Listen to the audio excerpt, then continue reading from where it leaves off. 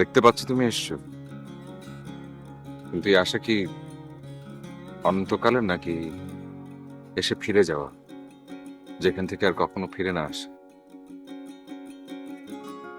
আমাকে দেখে কি মনে হচ্ছে? শঙ্কিত। বাবারে, আমিও শঙ্কিত ছিলাম। আমি কি আসলেই একবারে আসতে চাই না ক্ষণিকের জন্য? আবার এও মনে হচ্ছিল যে বাবা মাকে বোঝানোর আগে নিজেকে বোঝানো জরুরি। আদতে আমি কি চাই। তারপর আবার এটাও মনে হলো যে পাথর সমান একটা মানুষ, তার ভিতরে কি আদতেও ভালোবাসা আছে?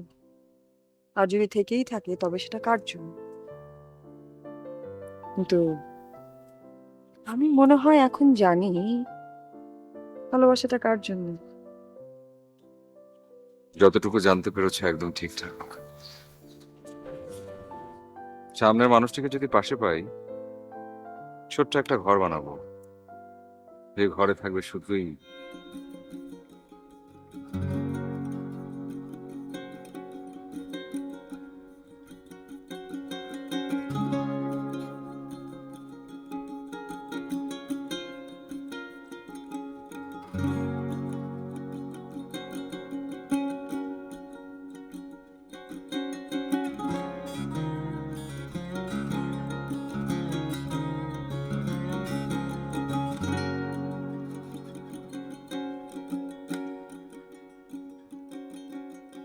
দেখতে পাচ্ছি তুমি এসছো, কিন্তু এই আশা কি অনন্তকালের নাকি এসে ফিরে যাওয়া, যেখান থেকে আর কখনো ফিরে না আসে? আমাকে দেখে কি মনে হচ্ছে? শঙ্কিত। বাবারে, আমিও শঙ্কিত ছিলাম। আমি কি আসলেই একবারে আসতে চাই না ক্ষণিকের জন্য? আবার এও মনে হচ্ছিল যে বাবা মাকে বোঝানোর আগে নিজেকে বোঝানো জরুরি। আদতে আমি কি চাই। তারপর আবার এটাও মনে হলো যে পাথর সমান একটা মানুষ, তার ভিতরে কি আদতেও ভালোবাসা আছে? আর যদি থেকেই থাকে তবে সেটা কার জন্য? কিন্তু আমি মনে হয় এখন জানি ভালোবাসাটা কার জন্য। যতটুকু জানতে পেরেছো একদম ঠিকঠাক। সামনের মানুষটিকে যদি পাশে পাই, ছোট্ট একটা ঘর বানাবো, যে ঘরে থাকবে শুধুই স্বপ্নের ছোঁয়া আর সুন্দরের স্পর্শ।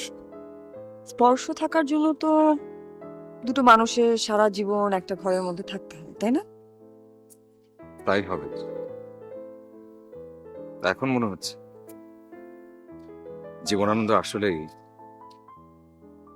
বনলতাকে পেয়েছিল। ক্ষণিকের জন্য পেয়েছিল হয়তো, কিন্তু আমরা একজন আরেকজনকে জড়িয়ে ধরে থাকবো অনন্তকাল। ভালোবাসি।